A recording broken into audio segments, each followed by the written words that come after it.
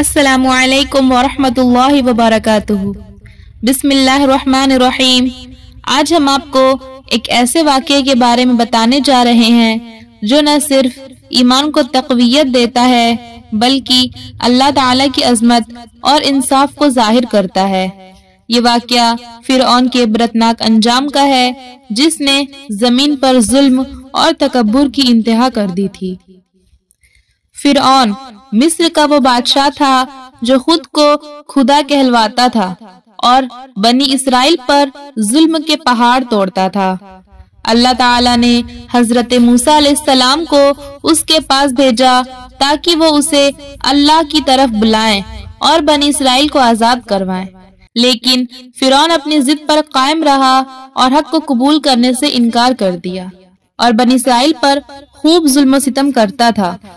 جب معاملہ اس حد کو پہنچ گیا تو خدا تعالی نے حضرت موسیٰ علیہ السلام کو حکم دیا کہ اب وقت آ گیا ہے کہ تم بنی اسرائیل کو مصر سے نکال کر باپ دادا کی سرزمین کی جانب لے جاؤ۔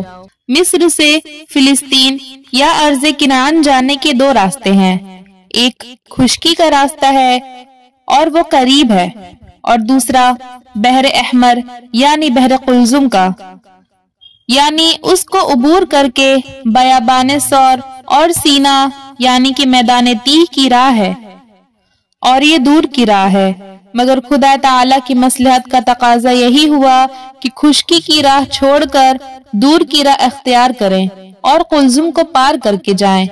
واقعات رونما ہو جانے کے بعد کہا جا سکتا ہے کہ اس راہ حق کو حق تعالی نے اس لیے ترجیح دی تھی کہ خشکی کی راہ سے گزرنے میں فرعون اور اس کی فوج سے جنگ ضرور ہو جاتی، کیونکہ انہوں نے بنی اسرائیل کو قریب ہی آ لیا تھا، اور اگر دریا کا معجزہ پیش نہ آتا تو فرعون بنی اسرائیل کو واپس مصر لے جانے میں کامیاب ہو جاتے، اور چونکہ صدیوں کی غلامی نے بنی اسرائیل کو بزدل اور پست ہمت بنا دیا تھا، اس لیے وہ خوف اور رعب کی وجہ سے کسی طرح فرعون کے ساتھ جنگ پر آمادہ نہ ہوتے۔ تورات سے بھی اس کی توجیہ کی تائید نکلتی ہے، اس میں مذکور ہے، خروج باب 13 آیت نمبر 17 تا 18 میں آتا ہے کہ اور جب فرعون نے ان لوگوں کو جانے کی اجازت دے دی تو خدا ان کو فلسطینیوں کے ملک کے راستے سے نہیں لے گیا، اگرچہ ادھر سے نزدیک پڑتا، کیونکہ خدا نے کہا کہ ایسا نہ ہو کہ یہ لوگ لڑائی بھڑائی دیکھ کر پچھتانے لگے اور مصر کو لوٹ جائیں، بلکہ خداوند ان کو چکر کھلا کر بحر قلزم کے بیابان کے راستے سے لے گیا۔ علاوہ ازیں فرعون اور قوم فرعون کو ان کی نافرمانی اور سرکشی کے پاداش اور عظیم الشان اعجاز کے ذریعے ظالم و قاہر اقتدار سے مظلوم قوم کی نجات کا عدیم النظیر مظاہرہ کرنا بھی مقصود تھا، اسی لیے یہ راستہ موزوں سمجھا گیا۔ غرض حضرت موسیٰ علیہ السلام اور حضرت ہارون علیہ السلام بنی اسرائیل کو لے کر راتوں رات بحر احمر کی راہ ہو لیے، اور روانہ ہونے سے پہلے مصری عورتوں کے زیورات اور قیمتی پارچہ جات جو ایک تہوار میں مستعار لیے تھے وہ بھی واپس نہ کر سکے کہ کہیں مصریوں پر اصل حال نہ کھل جائے۔ ادھر پرچہ نویسیوں نے فرعون کو اطلاع دی کہ بنی اسرائیل مصر سے فرار ہونے کے لیے شہروں سے نکل گئے۔ فرعون نے اسی وقت ایک زبردست فوج کو ساتھ لیا اور رامسیس سے نکل کر ان کا تعاقب کیا، اور صبح ہونے سے پہلے پہلے ان کے سر پر جا پہنچا۔ بنی اسرائیل کی تعداد بقول تورات کے علاوہ بچوں اور چوپایوں کے 6 لاکھ تھی، مگر پاؤں پھٹنے کے وقت جب انہوں نے پیچھے مڑ کر دیکھا تو فرعون کو سر پر پایا۔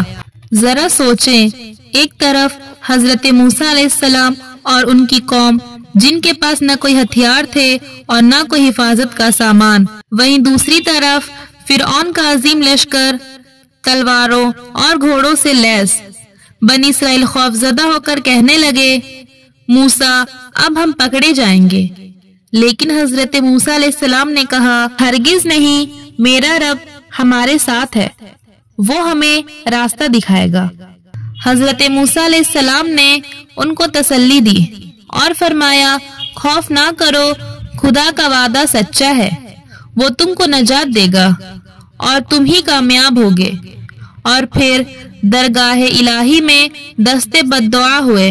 وحی الہی نے حضرت موسیٰ علیہ السلام کو حکم دیا کہ اپنی لاٹھی کو پانی پر مارو تاکہ پانی پھٹ کر بیچ میں راستہ نکل آئے۔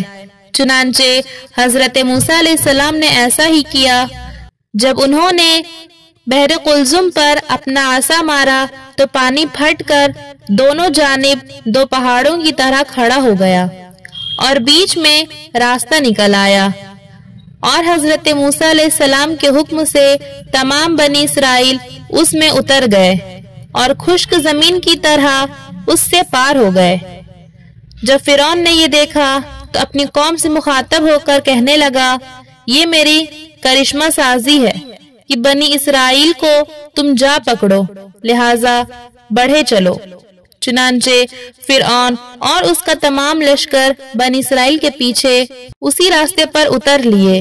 لیکن اللہ تعالیٰ کی کرشمہ سازی دیکھیے کہ جب بنی اسرائیل کا ہر فرد دوسرے کنارے پر سلامتی کے ساتھ پہنچ گیا تو پانی بحکم الہی پھر اپنی اصل حالت پر آ گیا اور فرعون اور اس کا تمام لشکر جو ابھی درمیان میں ہی تھا غرق ہو گیا۔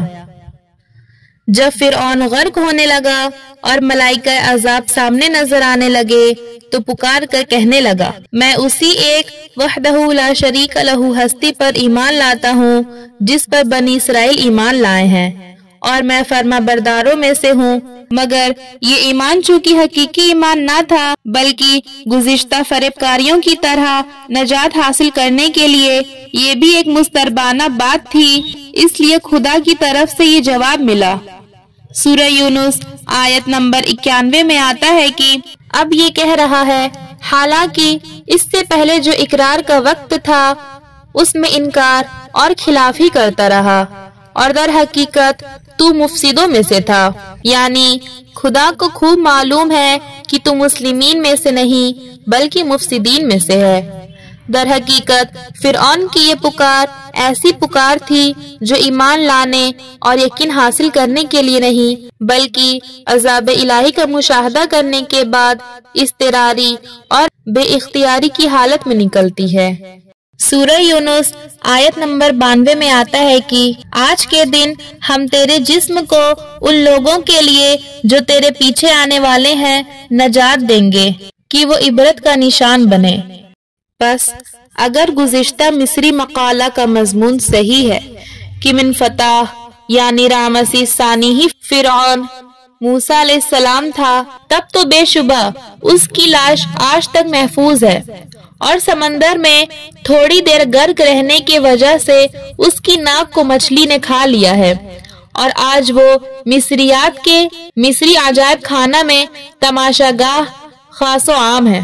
اور بالفرض یہ وہ فرعون نہیں ہے، تب بھی آیت کا مطلب اپنی جگہ صحیح ہے، اس لیے کہ تورات میں تصریح ہے کہ بنی اسرائیل اپنی آنکھوں سے غرق شدہ مصریوں کی نعشوں کو کنارے پر پڑے ہوئے دیکھا تھا۔ خروج باب 14 آیت 31 میں آتا ہے کہ اور اسرائیلیوں نے مصریوں کو سمندر کے کنارے مرے ہوئے پڑے دیکھا۔ یہ واقعہ ہمیں یہ سکھاتا ہے کہ تکبر اور ظلم کا انجام ہمیشہ عبرتناک ہوتا ہے۔ اللہ تعالیٰ کی مدد پر بھروسہ رکھنے والے کبھی مایوس نہیں ہوتے۔ اللہ تعالیٰ کے حکم کے آگے دنیا کی کوئی طاقت کچھ نہیں کر سکتی۔ اگر آپ کو یہ ایمان افروز واقعہ پسند آیا تو ہماری ویڈیو کو لائک کریں، سبسکرائب کریں اور دوسروں کے ساتھ شیئر کریں تاکہ یہ سبق سب تک پہنچے۔ جزاک اللہ خیرہ۔ السلام علیکم ورحمۃ اللہ وبرکاتہ۔